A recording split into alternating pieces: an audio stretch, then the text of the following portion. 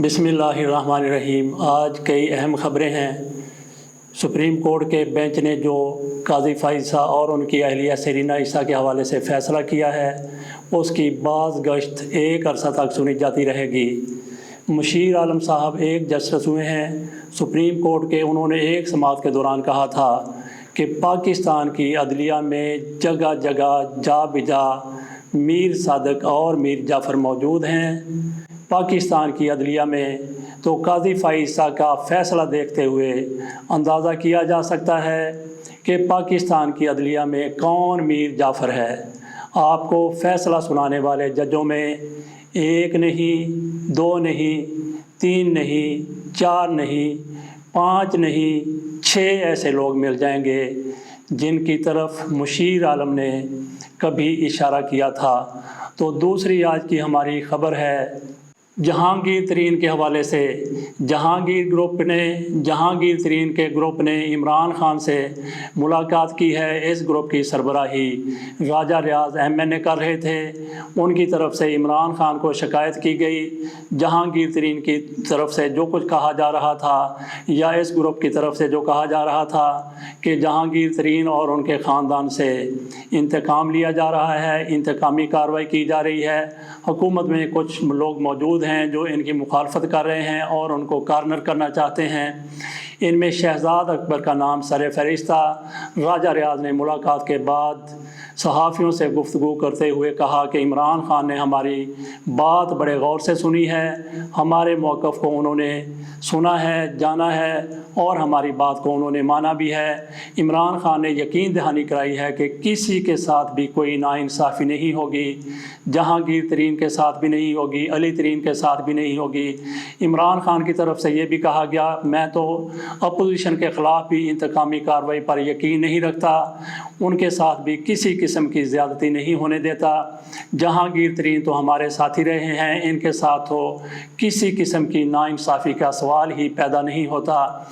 इमरान खान को यही कहना चाहिए था। और ये ग्रुप अब ज़रा थोड़ा आराम से बैठ गया है, थोड़ा सुकून में आ गया है। जिस तरीके से इस ग्रुप ने ऊधम मचाने की कोशिश की थी, हुकूमत को डिस्टेबल करने की जो बातें हो रही थी, इमरान खान सरदस्त उन चीज़ों से निकल आए हैं। ऐसा बहरान जो पैदा होने का ख़दशा था वो पैदा नहीं हुआ। सारे मामला खुश उसलूबी से तय हो रहे हैं। अब मामला बजट का है। बजट अभी 1-1.5 महीना बाद पेश होना है और उम्मीद की जा सकती है कि उस वक्त तक ये ग्रुप आराम से रहेगा, सुकून से रहेगा। किसी किस्म का कोई हल्ला गुल्ला और हुल्लड़बाजी नहीं करेगा। बजट आराम से मंजूर हो सकता है। इसके बाद हमारी एक और ख़बर है वो कराची के हल्का 249 के हवाले से। वहाँ पे कल इलेक्शन हो रहे हैं। गुज़श्ता रात शब निसफ़ को वहाँ पे इंतखाबी मुहिम ख़त्म कर दी गई थी। यहाँ पे पीपल्स पार्टी, मुस्लिम लीग नून और तहरीक इंसाफ तीनों एक दूसरे के मुकाबले हैं।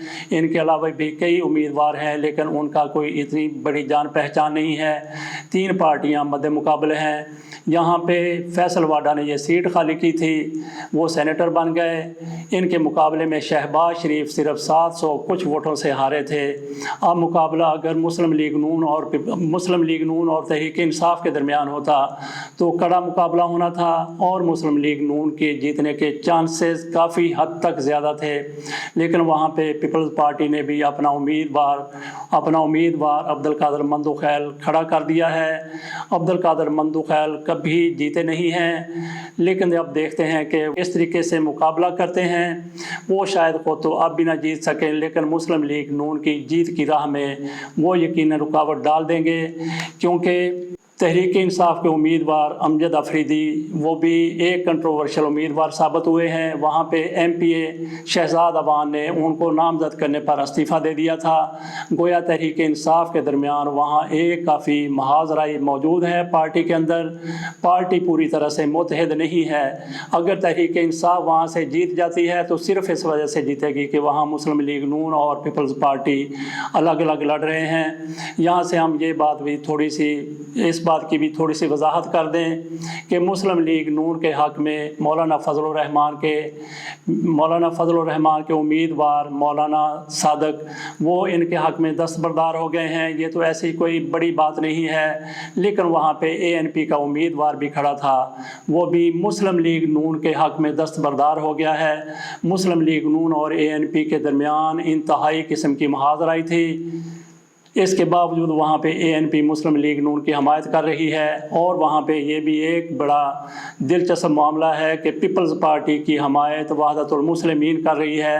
وحدت المسلمین پورے پاکستان میں اور گلگت بلتستان میں تحریک انصاف کی اتحادی ہے، لیکن پیپلز پارٹی کا وہاں پہ کراچی میں حلقہ 249 میں وہ حمایت کر رہی ہے۔ تو دیکھتے ہیں کہ اونٹ کس کروٹ بیٹھتا ہے۔ وہاں پہ جب تک نتائج سامنے نہیں آ جاتے کسی قسم کی کوئی پیش گوئی نہیں کی جا سکتی کہ تحریک انصاف کا امیدوار جیتے گا یا مسلم لیگ نون کا امیدوار جیتے گا۔ بہرحال وہاں پہ پیپلز پارٹی کی حکومت بھی ہے، وہاں پہ پیپلز پارٹی کی حکومت ہے، اس کا امیدوار بھی جیت سکتا ہے کیونکہ حکومت اپنے پورے وسائل وہاں پہ لگا رہی ہے۔ تو دیکھتے ہیں کہ نتیجہ کیا نکلتا ہے، تحریک انصاف جیتی ہے، پیپلز پارٹی جیتی ہے یا پھر مسلم لیگ کے مفتیٰ اسماعیل وہاں سے جیتے ہیں۔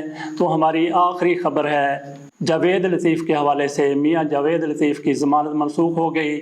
ان کو جب یہ بھنک پڑی کہ ان کی ضمانت منسوخ ہو جائے گی تو وہ آہستہ سے عدالت سے کھسک گئے، لیکن CIA نے ان کا پیچھا کیا اور ان کو اپنے گھر کے راستے میں روک لیا۔ اس دوران ابھی فیصلہ نہیں آیا تھا، وہ وہیں پہ کھڑے تھے کہ ان کو ٹیلی فون کے ذریعے بتایا گیا کہ میاں جاوید لطیف کی ضمانت منسوخ ہو گئی ہے۔